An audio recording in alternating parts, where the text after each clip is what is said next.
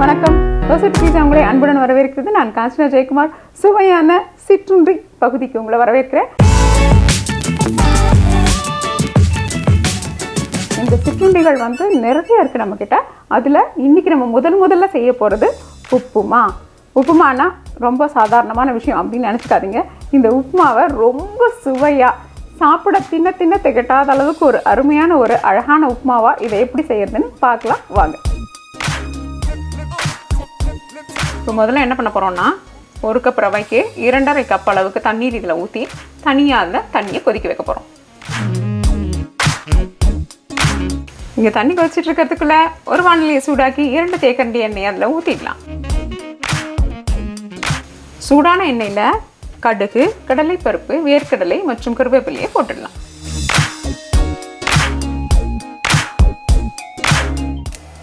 கடுகு வெடிக்க தொடங்கிடுச்சு. பருப்பெல்லாம் நல்லா நிறமாற்றம் ஏற்பட்டுச்சு. இப்போ நம்ம அரிந்த மிளகாய் மற்றும் இஞ்சியை சேர்த்துக்கலாம். அரிந்த வெங்காயத்தை சேர்த்துக்கலாம். தேவையான அளவு உப்பு சேர்த்துடலாம். இப்போ 2 நிமிஷம் இந்த வெங்காயம் நல்லா வதங்குற வரைக்கும் இந்த மாதிரி கலந்து விடணும். வெங்காயம் நல்லா வதங்கிடுச்சான்னு பார்த்துக்கோங்க. வெங்காயம் வதங்கின உடனே ரவையை இது கூட சேர்த்துட்டு போகிறோம்.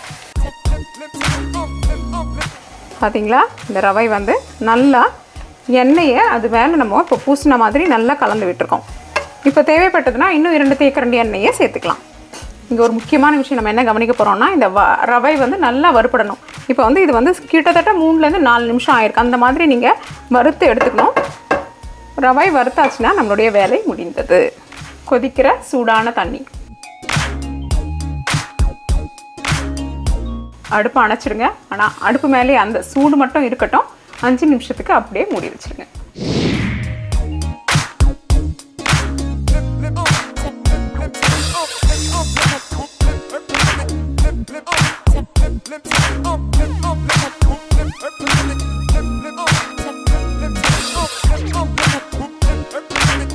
என்ன நண்பர்களே, அதிரடியாக செய்யக்கூடிய இந்த அருமையான சிற்றுண்டியை பார்த்தீங்க இல்லையா?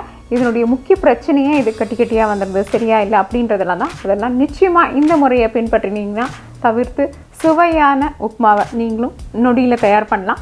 தோசை பீட்சா என்றென்று உங்கள் நாவிற்கும் வயிற்றிற்கும் நல்லதொரு சுவை. இந்த வீடியோ உங்களுக்கு பிடிச்சிருந்தா லைக் ப்ரெஸ் பண்ணுங்கள். தோசை பீட்சாக்கு மறக்காம சப்ஸ்கிரைப் பண்ணுங்கள். இந்த சப்ஸ்கிரிப்ஷன் முற்றிலும் இலவசம். மற்றும் உங்களுடைய பிரின்சிபல் ரெசிபீஸ்க்கு dosapizza.com-க்கு விஜயம் செய்யுங்கள். மீண்டும் உங்களை இதே போன்ற ஒரு அருமையான அதிரடி சிற்றுண்டியோடு சந்திக்கிறேன். நன்றி, வணக்கம்.